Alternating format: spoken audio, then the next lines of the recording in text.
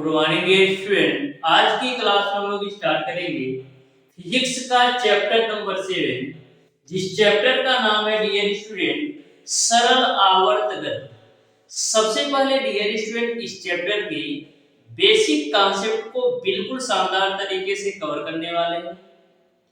उसके बाद से डियर स्टूडेंट इस चैप्टर पर आधारित जितने भी क्वेश्चन आपके पॉलिटेक्निक अथवा आईईआरटी एंट्रेंस एग्जाम में पूछे गए हैं या पूछे जाने की संभावना है, टोटल क्वेश्चन को बिल्कुल शानदार तरीके से समझने वाले हैं। एक बात मैं बता दूं डियर स्टूडेंट कि सरल आवर्त गति से बिल्कुल सिंपल और आसान तरीके से प्रत्येक वर्ष 2 क्वेश्चन पूछे जाते हैं, चाहे आपका पॉलिटेक्निक एंट्रेंस एग्जाम हो या IERT entrance exam.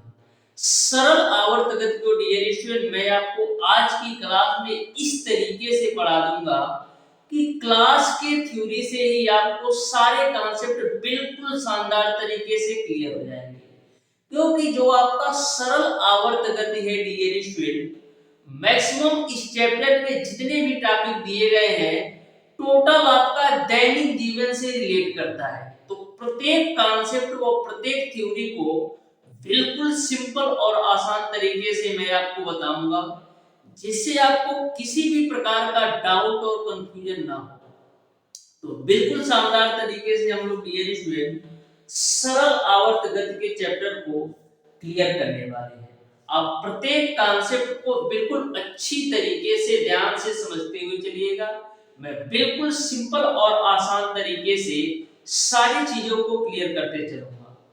Dear student, ये आपका फिजिक्स का चैप्टर नंबर 8 है, जो कि बहुत ही महत्वपूर्ण और बहुत ही सिंपल है। जितना ज्यादा महत्वपूर्ण है डियर स्टूडेंट, उससे कहीं ज्यादा बहुत ही सिंपल है, बहुत ही इंटरेस्टिंग चैप्टर है। आप ध्यान से डियर स्टूडेंट प्रत्येक पॉइंट को समझिएगा, बिल्कुल अच्छी तरीके से सारी चीजें समझ में आपको आने वाली है। सबसे पहले डियर स्टूडेंट इस चैप्टर के बेसिक कॉन्सेप्ट व थ्योरी पार्ट को मैं अच्छी तरीके से क्लियर कराऊंगा। उसके बाद से इस चैप्टर पर आधारित क्वेश्चन को सॉल्व कराऊंगा। उसके बाद से आज की क्लास के जितने भी मैं टॉपिक आपको पढ़ाने वाला हूं, इन सारे टॉपिक से रिलेटेड 4 से 5 क्वेश्चन मैं आपसे पूछूंगा और उन 4 से 5 क्वेश्चन का आंसर आप लोग कमेंट बॉक्स में कमेंट करके बताइएगा, जिससे आपको भी एक कॉन्फिडेंस लेवल अप हो और आपको भी क्लियरेंस पता चल सके कि किस चैप्टर से किस टाइप से किस तरीके से क्वेश्चन पूछे जाते हैं। तो डियर स्टूडेंट प्रत्येक पॉइंट को बिल्कुल ध्यान से अच्छी तरीके से समझना है आपको। मैक्सिमम 25 से 30 मिनट की क्लास होने वाली है। 25 से 30 मिनट आपको बिल्कुल ध्यान से अच्छी तरीके से सारे पॉइंट को समझना है, जिससे आपका 2 क्वेश्चन पक्का हो जाए पॉलिटेक्निक अथवा आईईआरटी एंट्रेंस एग्जाम में। तो स्टार्ट करेंगे डियर स्टूडेंट हम लोग आज की क्लास को सरल आवर्त गति यानी कि सिंपल हार्मोनिक मोशन। तो सरल आवर्त गति को समझने से पहले सबसे पहले आप ये समझो डियर स्टूडेंट कि आवर्त गति होता क्या है। आवर्त गति होता क्या है? तो डियर स्टूडेंट बिल्कुल सिंपल सा इसका कॉन्सेप्ट है। जब कोई भी पिंड इस प्रकार से गति करता है कि निश्चित समयांतराल के बाद अपने उसी पथ को बार बार दोहराता हो, तो उसको हम आवर्त गति बोलते हैं। मैंने क्या बोला? जब कोई भी पिंड आपका इस प्रकार से गति करता है कि निश्चित समयांतराल के बाद उसी पथ को बार बार दोहराता हो, तो उसको हम बोलते हैं आवर्त गति। अब एग्जांपल के रूप में समझो डियर स्टूडेंट, जैसे आपका घड़ी की सुई हुई, चाहे सेकंड वाली सुई हुई या मिनट वाली सुई हुई या घंटे वाली सुई हुई, तो निश्चित समयांतराल के बाद वो अपनी उसी पथ को दोहराता है। जैसे सेकंड वाली सुई का यदि मैं बात करूं, तो यह 60 सेकंड के बाद अपने उसी पथ को दोहराता है। मिनट वाली सुई की बात करें तो यह क्या 60 मिनट के बाद उसी पथ को बार बार दोहराता है। घंटे वाली सुई की बात करें तो 12 घंटे बाद अपनी उसी पथ को बार बार दोहराता है। तो आपको समझ में आ गया होगा कि आवर्त गति क्या होता है।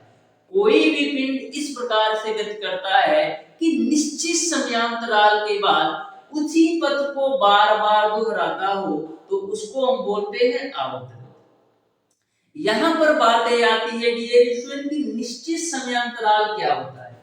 जो आपका निश्चित समयांतराल होता है ना डियर स्टूडेंट, उसी को हम लोग आवर्त काल बोलते हैं। जो निश्चित समयांतराल होता है उसी को हम आवर्त काल बोलते हैं। जैसे घड़ी के सेकंड वाली सुई का आवर्त काल कितना होगा? घड़ी के सेकंड वाली सुई का आवर्त काल कितना होगा?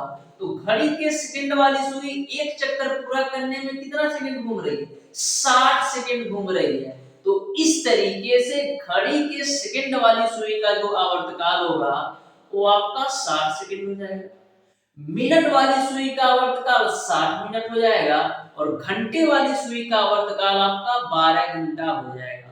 तो एक चीज आपको और समझ में आया होगा, जिसको हम सिंपल हार्मोनिक मोशन यानी सरल आवर्त गति की भाषा में कहते हैं कि एक दोलन या एक चक्कर पूरा करने में लिए गए समय को हम आवर्त काल कहते हैं।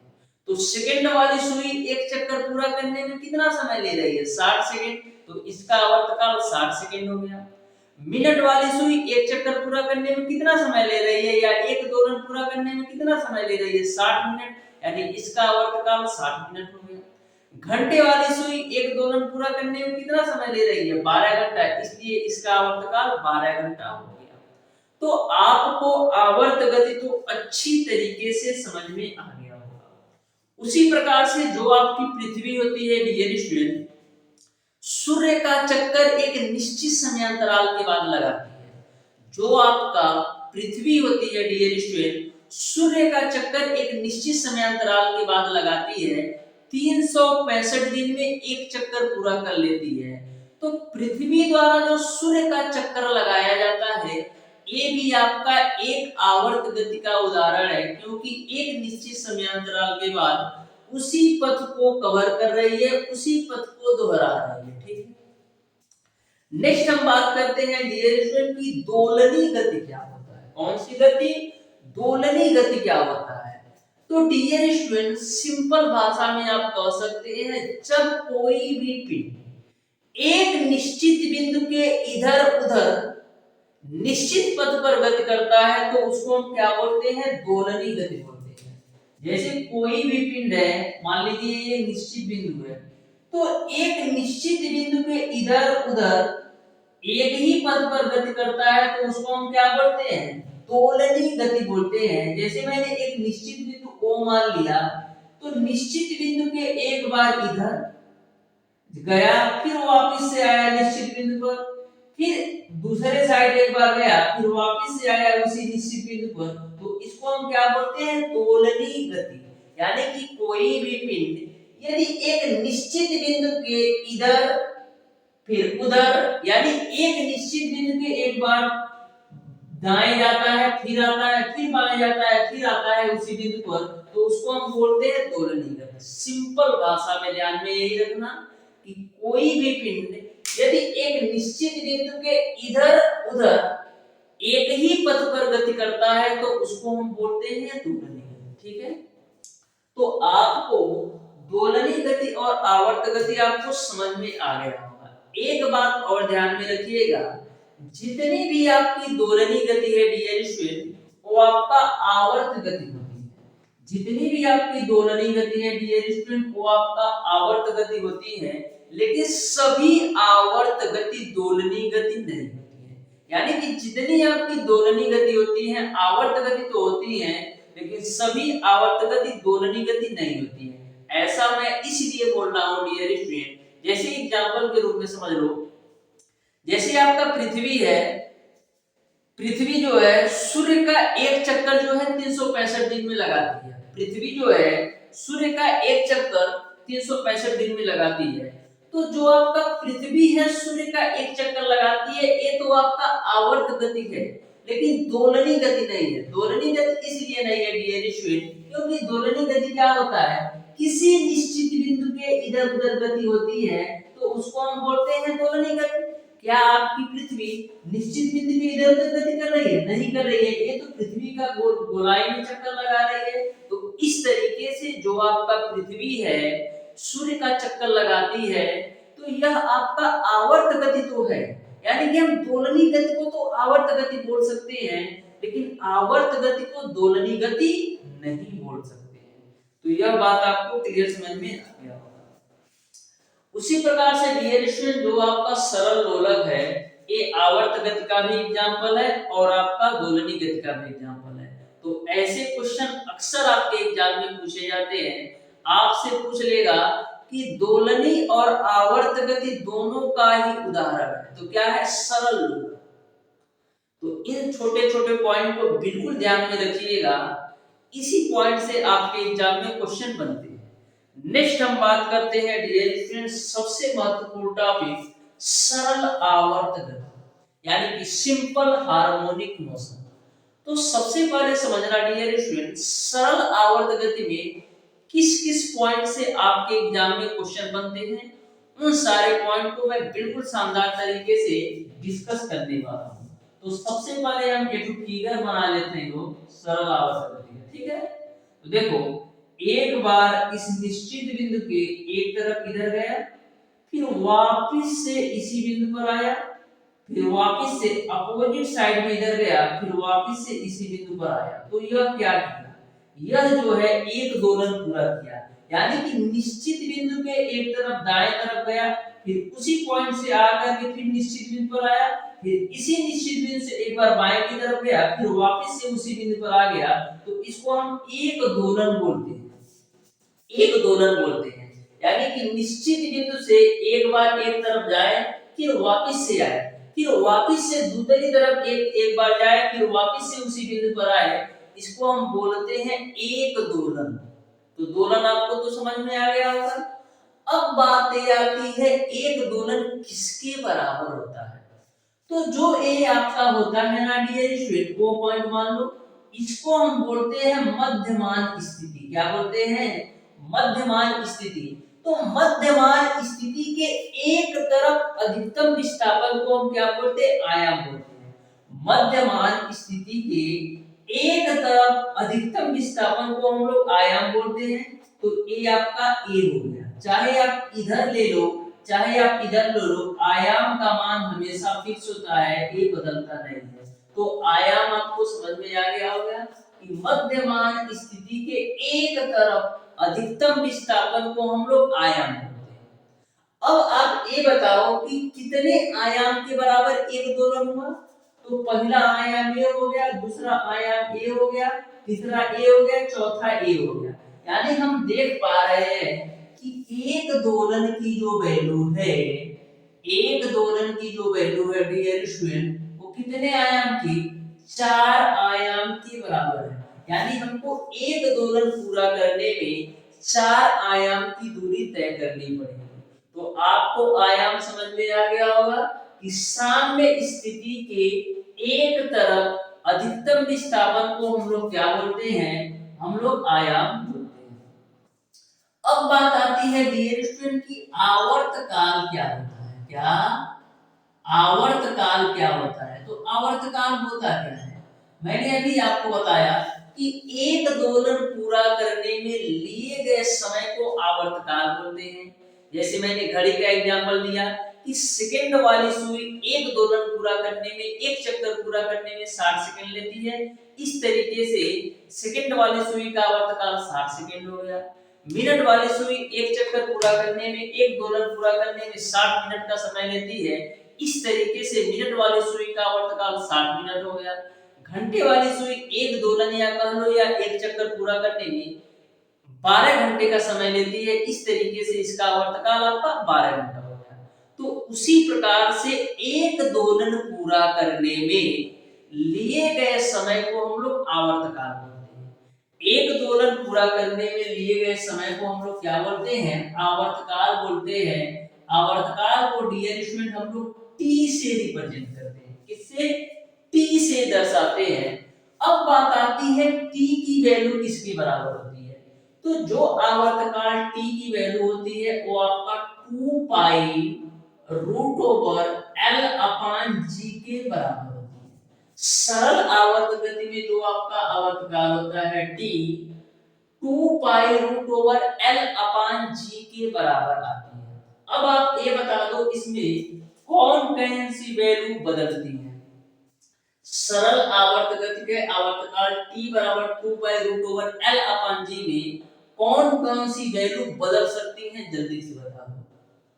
तो आप फार्मूला को ध्यान से देखिएगा तो आपको क्लियर पता चल जाएगा। दो तो आपका कांस्टेंट है, पाई की भी वैल्यू कांस्टेंट है जो कि आपका 3.14 होता है, यानी कि दो भी आपका कांस्टेंट है, पाई की वैल्यू 3.14 होता है, ए भी कांस्टेंट है। तो बदलेगा कौन, या तो आपका एल की वैल्यू बदलेगी या तो आपका जी की वैल्यू बदलेगी। यानी यदि या तो आपका क्या बदलेगा, या तो आपका विस्थापन बदलेगा या कह लो लंबाई बदलेगी, या तो आपका क्या त्वरण बदलेगा। तो दो चीजें आपकी बदलने वाली है सरल आवर्त गति के आवर्तकाल में। पहला आपका विस्थापन, दूसरा आपका त्वरण। अब आप ये बताओ डियर स्टूडेंट कि यदि मैं एल की वैल्यू बढ़ा दूं तो कौन सी वैल्यू बढ़ेगी, जल्दी से बताओ। यदि मैं एल की वैल्यू बढ़ा दूं तो कौन सी वैल्यू बढ़ेगी। तो सीधा आप देख सकते हैं कि जो आपका t बराबर 2 pi root over l upon जी, यानी कि यदि हम लंबाई बढ़ा दें तो हमारा आवर्तकाल बढ़ जाएगा। यदि हम लंबाई बढ़ा दें तो हमारा आवर्तकाल बढ़ जाएगा, और यदि हम लंबाई घटा दें तो हमारा आवर्तकाल घट जाएगा। क्यों, क्योंकि जो आपका लंबाई का वर्गमूल है वो आवर्तकाल की अनुक्रमानुपाती है। यानी कि यदि हम लंबाई बढ़ाएंगे तो हमारा आवर्तकाल बढ़ जाएगा, यदि हम लंबाई घटाएंगे तो हमारा आवर्तकाल घट जाएगा। अब बात करते हैं त्वरण का। तो सबसे पहले तो ये बता दो कि क्या त्वरण का मान बदलता है। जी डियर स्टूडेंट, त्वरण का मान बदलता है। ध्रुवों पर कुछ और मिलेगा त्वरण का मान, और भूमध्य रेखा पर कुछ और मिलेगा त्वरण का मान। तो यहाँ पर जो आपका त्वरण का वर्गमूल है आवर्तकाल की व्युत्क्रमानुपाती है, आवर्तकाल के व्युत्क्रमानुपाती है। यानी कि यदि हम पूछे कि यदि हम त्वरण का मान बढ़ाएंगे तो आवर्तकाल क्या होगा, तो डियर स्टूडेंट यदि हम त्वरण का मान बढ़ाएंगे ना तो आवर्तकाल घट जाएगा, क्योंकि आवर्तकाल का जो वर्गमूल है, सॉरी, त्वरण का जो वर्गमूल है आवर्तकाल की व्युत्क्रमानुपाती है। यानी कि यदि हम आवर्तकाल को बढ़ाएंगे तो हमारा जो है त्वरण है वो घट जाएगा। यदि हम गुरुत्वीय त्वरण g को बढ़ाएंगे, यदि हम गुरुत्वीय त्वरण g को बढ़ाएंगे तो हमारा आवर्तकाल क्या होगा, घट जाएगा, क्योंकि दोनों एक दूसरे के व्युत्क्रमानुपाती हैं। यानी इसको बढ़ाएंगे तो यह घट जाएगा, इसको बढ़ाएंगे तो यह घट जाएगा। यहां तक आपको क्लियर है, ठीक है ना हो। तो यहां तक आपको सारी बातें क्लियर है। जैसे सिंपल भाषा में समझो, जैसे आपने झलुआ तो कभी झूला होगा, तो इस तरीके से देखो, जैसे ये हमारा झलुआ है, इस पर बबुआ बैठा है, ठीक है। तो यहाँ पर ये इसकी लंबाई है, ठीक है। तो अभी देखो लंबाई इतना है, तो ऐसे में झलुआ झुला रहा हूं तो ये आपका ये इसका आवर्तकाल है, यानी कि बार बार ये चक्कर लगा रहा है। कब, जब लंबाई कम है तो बार बार चक्कर लगा रहा है, यानी कि आवर्तकाल बढ़ गया। कब, लंबाई कम है तो आवर्तकाल क्या है, कम है, यानी कि समय कम ले रहा है एक चक्कर पूरा करने में। लेकिन जैसे हम लंबाइया बढ़ाए तो ये क्या, आवर्तकाल इसका बढ़ गया, यानी कि लंबाई बढ़ाने पर इसका आवर्तकाल क्या होगा, बढ़ गया। अब देखो एक चक्कर लगाने में इसको ज्यादा समय लग रहा है, तो आपको ऐसे समझ में आ गया होगा कि यदि हम लंबाई घटाएंगे तो आवर्तकाल घट जाएगा, यानी कम में समय में एक चक्कर पूरा कर लेंगे। लेकिन यदि हम लंबाई बढ़ा देंगे तो आवर्तकाल क्या होगा, बढ़ जाएगा, यानी कि एक चक्कर पूरा करने में इसको ज्यादा समय लगेगा। तो इस तरीके से आपको क्लियर समझ में आ गया होगा कि यदि हम लंबाई बढ़ाते हैं तो आवर्तकाल बढ़ जाता है, और यदि हम लंबाई घटाते हैं तो आवर्तकाल घट जाता है। सिंपल सा आपने झलुआ झूला होगा, तो यदि डोरी की लंबाई बड़ी होती है तो एक चक्कर पूरा करने में उसको ज्यादा समय लगता है। यदि डोरी की लंबाई छोटी होती है तो बार बार सपाटा मारता है, यानी कि लंबाई कम है तो आवर्तकाल कम हुआ, लंबाई ज्यादा है तो आवर्तकाल ज्यादा हुआ। यदि मैं आपसे पूछूं कि ये स्टूडेंट कि कि यदि मैं लंबाई को 9 गुना कर दे तो बता दो आप आवर्तकाल कितना गुना हो जाएगा। यदि मैं लंबाई को 9 गुना कर दे तो आवर्तकाल कितना गुना हो जाएगा। तो यदि मैं लंबाई को 9 गुना कर दे तो आवर्तकाल 3 गुना हो जाएगा। ऐसा इसलिए हो रहा है क्योंकि यहाँ पर एक करड़ी के अंदर है। तो यदि मैं लंबाई को 9 गुना करोगे तो आवर्तकाल 3 गुना बढ़ेगा। यदि लंबाई को 16 गुना करोगे तो आवर्तकाल 4 गुना बढ़ेगा। यदि लंबाई को 25 गुना करोगे तो आवर्तकाल 5 गुना बढ़ेगा। यहाँ तक आपको क्लियर है। अब हम बात करते हैं, यदि मैं गुरुत्वीय त्वरण को 9 गुना कर दूं तो तुम्हारा आवर्तकाल कितना हो जाएगा। तो गुरुत्वीय त्वरण को यदि 9 गुना कर दोगे तो आवर्तकाल कितना हो जाएगा। तो यहां से मिलेगा आपको 1/9 और 1/9 का वर्गमूल कितना होता है 1/3। यानी कि यदि हम गुरुत्वीय त्वरण 9 गुना कर दे तो आवर्तकाल 1/3 गुना हो जाएगा। यदि हम गुरुत्वीय त्वरण को 16 गुना कर दे तो आवर्तकाल 1/4 गुना हो जाएगा। इसी कॉन्सेप्ट पर क्वेश्चन पूछे जाते हैं और बच्चा यदि पढ़कर नहीं जाता है तो यही क्वेश्चन कठिन हो जाता है। तो बिल्कुल शानदार तरीके से आपको समझ में आ गया होगा। आपको एक भी क्वेश्चन मिस नहीं करना है। तो यहाँ तक आपको सारी बातें अच्छी तरीके से समझ में आ गई होंगी। और समझो, ऐसे पढ़ाऊंगा डियर स्टूडेंट की एक भी क्वेश्चन बाहर नहीं जाना है। यदि मैं आपसे पूछूं डियर स्टूडेंट कि क्या सरल आवर्त गति में, यदि मैं आपसे पूछूं कि सरल आवर्त गति में अधिकतम स्थिति ऊर्जा कहां पर होगी। सरल आवर्त गति में अधिकतम स्थिति ऊर्जा कहां पर होगी। तो सरल आवर्त गति में अधिकतम स्थिति ऊर्जा अधिकतम ऊंचाई पर होगी। ऐसा मैं इसलिए बोल रहा हूं क्योंकि जैसे ही आपका झलुआ है तो यहाँ पर आपका एक पॉइंट होगा जहां पर झलुआ रुकेगा, एक पॉइंट होगा जहां पर झलुआ रुकेगा और रुक करके पुनः वापस आएगा। एक पॉइंट होगा कि झलुआ जहां पे रुकेगा पुनः रुक करके वापस आएगा। तो जिस पॉइंट पर अधिकतम ऊंचाई पर, यानी कि अधिकतम ऊंचाई पर जहां पर आपका झलुआ पहुंचा, यहाँ पर इसकी स्थिति ऊर्जा जो होगी ना डियर स्टूडेंट, वो आपका अधिकतम होगा। स्थिति ऊर्जा अधिकतम होगी। तो जिस पॉइंट पर स्थिति ऊर्जा अधिकतम होगी वहां पर गति ऊर्जा क्या होगी। यहाँ पर स्थिति ऊर्जा अधिकतम होगी ना, वहां पर गति ऊर्जा क्या होगी, वहां पर गति ऊर्जा डियर स्टूडेंट आपका न्यूनतम होगा। जहां पर स्थिति ऊर्जा अधिकतम होगी वहां पर गति ऊर्जा न्यूनतम होगा। यानी कि अधिकतम ऊंचाई पर जैसे झलुआ है ऐसे गया यहाँ पर रुकेगा फिर वापस आएगा। तो जिस पॉइंट पर रुक करके वापस आया यानी अधिकतम ऊंचाई में वापस आएगा। तो अधिकतम ऊंचाई पर डियर स्टूडेंट सरल लोलक की स्थिति ऊर्जा अधिकतम होती है और गति ऊर्जा न्यूनतम होती है। अब बात आती है कि गति ऊर्जा कहाँ अधिकतम होती है। स्थिति ऊर्जा तो बता दिए, गति ऊर्जा कहाँ अधिकतम होती है। तो साम्य स्थिति के कंडीशन पर, यानी साम्य स्थिति के कंडीशन पर डियर स्टूडेंट काइनेटिक एनर्जी जो होती है वो आपका अधिकतम होती है और जो आपका पोटेंशियल एनर्जी होती है यानी स्थिति ऊर्जा होती है वो आपका न्यूनतम होती है। इन चारों पॉइंट से क्वेश्चन पूछे जाते हैं, अच्छी तरीके से नोट कर लेना। अधिकतम ऊंचाई पर स्थिति ऊर्जा अधिक और गति ऊर्जा न्यूनतम, साम्य स्थिति पर गति ऊर्जा अधिक और स्थिति ऊर्जा कम। अब आप ये बताओ, क्या सरल आवर्त गति में ऊर्जा का ह्रास होता है कि नहीं। जल्दी बताओ, क्या सरल आवर्त गति में ऊर्जा का ह्रास होता है कि नहीं। तो डियर स्टूडेंट सरल आवर्त गति में ऊर्जा का कभी भी ह्रास नहीं होता है क्योंकि इसमें होता क्या है, स्थिति ऊर्जा गति ऊर्जा में बदलती है और गति ऊर्जा स्थिति ऊर्जा में बदलती है। यह क्रिया चलते रहता है। यानी कि सरल आवर्त गति में ऊर्जा का ह्रास नहीं होता है। इसमें गति ऊर्जा स्थिति ऊर्जा बदलती रहती है, स्थिति ऊर्जा गति ऊर्जा में बदलती रहती है। यह प्रक्रिया चलता रहता है। तो इस तरीके से यदि मैं आपसे पूछूं कि सरल आवर्त गति किस संरक्षण के नियम पर काम करता है, बताओ। सरल आवर्त गति किसके संरक्षण के नियम पर काम करता है। तो सरल आवर्त गति जो होता है ना यांत्रिक ऊर्जा के संरक्षण के नियम पर काम करता है। यांत्रिक ऊर्जा के संरक्षण के नियम पर काम करता है सरल आवर्त गति। यहाँ तक सारे पॉइंट आपको अच्छी तरीके से समझ में आ गए होंगे। अब हम लोग बढ़ेंगे डियर स्टूडेंट नेक्स्ट टॉपिक पर। सारे टॉपिक से पॉइंट पॉइंट पर क्वेश्चन पूछे जाते हैं आपके एंट्रेंस एग्जाम में, इसीलिए तो बोला जाता है एंट्रेंस एग्जाम, ना कि कॉपी भर के चले जाओ।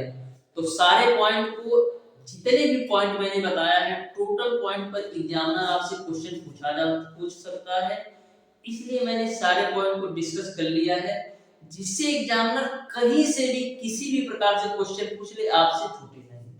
अब हम लोग समझते हैं डियर स्टूडेंट कि आवर्तकाल और आवृत्ति के संबंध क्या होता है। तो सबसे पहले तो ये बता दो कि आवृत्ति क्या होता है। आवृत्ति क्या होता है? आवृत्ति, आवृत्ति यानी कि एक सेकंड में पूरा किए गए दोलनों की संख्या को हम लोग आवृत्ति कहते हैं। आवृत्ति किसको बोलते हैं कि एक सेकंड में जितने दोलन पूरा करता है ना, दोलनों की संख्या को आवृत्ति कहते हैं। ठीक है, आवृत्ति को डियर स्टूडेंट हम लोग किससे डिनोट करते हैं? आवृत्ति को डियर स्टूडेंट हम लोग आवृत्ति, ठीक है ना, हो आवृत्ति यानी कि क्या, फ्रीक्वेंसी। आवृत्ति का जो मात्रक होता है डियर स्टूडेंट, जो यूनिट होता है, वो आपका क्या होता है? हर्ट्ज होता है। ठीक है, यह भी क्वेश्चन पूछा जाता है कि आवृत्ति का मात्रक क्या होता है? हर्ट्ज होता है। पूछ लेगा एक सेकंड में पूरा किए गए दोनों की संख्या को क्या कहते हैं? आवृत्ति कहते हैं। ठीक है, अब आवृत्ति और आवर्तकाल में संबंध। तो जो आपका आवर्तकाल होता है डियर स्टूडेंट, जो आपकी आवृत्ति होता है डियर स्टूडेंट, आवर्तकाल के व्युत्क्रमानुपाती होती है। जो आपकी आवृत्ति होती है आवर्तकाल के व्युत्क्रमानुपाती होती है, या यह कह लो कि जो आपकी आवृत्ति होती है आवर्तकाल के व्युत्क्रमानुपाती होती है। ठीक है, व्युत्क्रमानुपाती हटाओगे तो t बराबर क्या होगा? 1/n। t बराबर क्या होगा? 1/n। तो यहाँ पर आवृत्ति का तो मैंने मात्रक बता दिया, और आवर्तकाल का मात्रक क्या होता है? सेकंड होता है। तो इस तरीके से t बराबर 1/n जो होता है, आवृत्ति और आवर्तकाल में संबंध होता है। यदि यहाँ पर दो पिंडों की बात की जाए तो क्या होगा? यदि दो पिंडों की बात की जाए तो t1 बट्टे का t2 बराबर आपका क्या हो जाएगा? n2 बट्टे का n1, क्योंकि 1 बट्टे n के रूप में है, तो t1 बट्टे t2 बराबर n2/n1 मिल जाएगा। यही तक सारे कॉन्सेप्ट आपको क्लियर है। ठीक बात है। तो इस तरीके से डियर स्टूडेंट सरल आवर्त गति से जितने भी बेसिक कॉन्सेप्ट व थ्योरी पार्ट थे, बिल्कुल अच्छी तरीके से मैंने क्लियर कर दिया है। आपको किसी भी पॉइंट में किसी भी प्रकार का डाउट नहीं होगा, यदि आप अच्छी तरीके से एक बार पूरी क्लास को एंजॉय करते हुए देखा होगा, क्योंकि सारी चीजें दैनिक जीवन से रिलेटेड है। ठीक है, अब डियर स्टूडेंट इस चैप्टर पर आधारित क्वेश्चन को हम लोग देख लेते हैं। बिल्कुल बेहतरीन, बिल्कुल सिंपल क्वेश्चन है। 5 से 6 मिनट के अंदर यह चैप्टर पूरी तरह से फिनिश होने वाला है। तो 5 से 6 मिनट को बिल्कुल ध्यान से आपका दिल और दिमाग बोर्ड पर होना चाहिए। तो क्वेश्चन नंबर 1 है आपका, यदि एकांक समय में पूर्ण किए गए दोलनों की संख्या को कहते हैं। अभी मैंने आपको बताया कि एकांक समय में या एक सेकंड में पूरा किए गए दोलनों की संख्या को क्या कहते हैं। तो एकांक समय में पूरा किए गए दोलनों की संख्या को आवृत्ति कहते हैं। यानी क्वेश्चन नंबर 1 का ऑप्शन नंबर बी सही है। क्वेश्चन नंबर 2 आपका है हर्ट्ज मात्रक है। तो हर्ट्ज किसका मात्रक है? आवृत्ति का मात्रक है। यानी क्वेश्चन नंबर 2 का ऑप्शन नंबर सी सही है। क्वेश्चन नंबर 3 आपका है डियर स्टूडेंट कि दोलन करती किसी वस्तु की आवृत्ति 5 प्रति सेकंड है, तो उसका आवर्तकाल क्या होगा? ये आपको बताना है। आवर्तकाल क्या होगा ये आपको बताना है। आवृत्ति आपको दे रखा है। ठीक है, तो आपको पता है आवर्तकाल और आवृत्ति के संबंध क्या होता है? t बराबर 1/n। तो t बराबर 1/n की वैल्यू आपका है 5। तो 1/5 की वैल्यू कितना होगा? 0.2 सेकंड। यानी कि जो आपका आवर्तकाल होगा 0.2 सेकंड होगा। यानी क्वेश्चन नंबर 3 का ऑप्शन नंबर ए सही हो जाएगा। क्वेश्चन नंबर 4 है आपका डियर स्टूडेंट, घड़ी में घंटे वाली सुई का आवर्तकाल होगा। जल्दी बताओ, घड़ी में घंटे वाली सुई का आवर्तकाल कितना होता है? 12 घंटा होता है। यानी क्वेश्चन नंबर 4 का ऑप्शन नंबर डी सही हो जाएगा। क्वेश्चन नंबर 5 है आपका डियर स्टूडेंट, घड़ी की सुइयों की गति क्या होती है? तो घड़ी की सुइयों की गति कैसी होती है? आवर्ती गति होती है। यानी क्वेश्चन नंबर 5 का ऑप्शन नंबर बी सही है। नेक्स्ट क्वेश्चन आपका है डियर स्टूडेंट, एक कण 20 सेकंड में 10 कंपन करता है तो इसका आवर्तकाल कितना है? एक कण जो है 20 सेकंड में 10 कंपन करता है। कितना? 20 सेकंड में 10 कंपन करता है तो इसका आवर्तकाल क्या होगा? ठीक है ना? तो आवर्तकाल मैंने क्या बताया है कि एक कंपन या एक दोलन या एक चक्कर पूरा करने में जो लगा समय होता है वो आपका आवर्तकाल होता है। तो 20 सेकंड में 10 कंपन तो 10 गुना 20 यानी कि 2 सेकंड में जो है एक कंपन पूरा कर लेता है। तो एक कंपन या एक दोलन या एक चक्कर पूरा करने में कितना समय लग रहा है? 2 सेकंड। तो आवर्तकाल कितना हो जाएगा? 2 सेकंड। इस तरीके से क्वेश्चन नंबर 6 का ऑप्शन नंबर ए सही है। क्वेश्चन नंबर 7 को ध्यान से देखिएगा, जो कि सरल आवर्त गति के आवर्तकाल पर आधारित क्वेश्चन है। तो क्वेश्चन नंबर 7 है आपका डियर स्टूडेंट, एक आवर्त गति करते हुए एक कण का साम्य स्थिति से 4 सेंटीमीटर दूरी पर त्वरण 16 सेंटीमीटर पर सेकंड स्क्वायर, तो इसका आवर्तकाल क्या होगा? ये आपको बताना है। तो आवर्तकाल t बराबर आपने क्या पढ़ रखा है? 2 pi root over l upon g. तो 2 पाई की वैल्यू रख दो 3.14, रूट ओवर l की वैल्यू कितना दे रखा है? l की वैल्यू सम स्थिति से 4 सेंटीमीटर दूर यानी l की वैल्यू 4, g की वैल्यू त्वरण की वैल्यू 16 दे रखा है। तो 4 चौका 16, तो 2 गुणे 3.14 और 1/4 का वर्गमूल निकालोगे 1/2, 2 से 2 खपचा में, तो फाइनली कितना मिल जाएगा? 3.14 सेकंड। यानी आवर्तकाल जो हुई 3.14 सेकंड होगा। इस तरीके से क्वेश्चन नंबर 7 का ऑप्शन नंबर ए सही है। क्वेश्चन नंबर 8 को आप ध्यान से देखना, सरल आवर्त गति में क्या स्थिर रहता है? तो सरल आवर्त गति में क्या स्थिर रहता है? आयाम स्थिर रहता है। इस तरीके से क्वेश्चन नंबर 8 का ऑप्शन नंबर डी सही रहेगा। मैंने आपको बताया था डेरिवेशन की थ्योरी से ही सारे क्वेश्चन बनते हैं, देख लीजिए।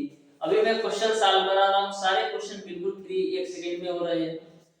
क्वेश्चन नंबर 9 आपका है डियर स्टूडेंट कि सरल आवर्त गति किसके संरक्षण पर काम करती है? तो सरल आवर्त गति किस सिद्धांत के संरक्षण पर काम करती है? यांत्रिक ऊर्जा के संरक्षण पर काम करती है। क्यों?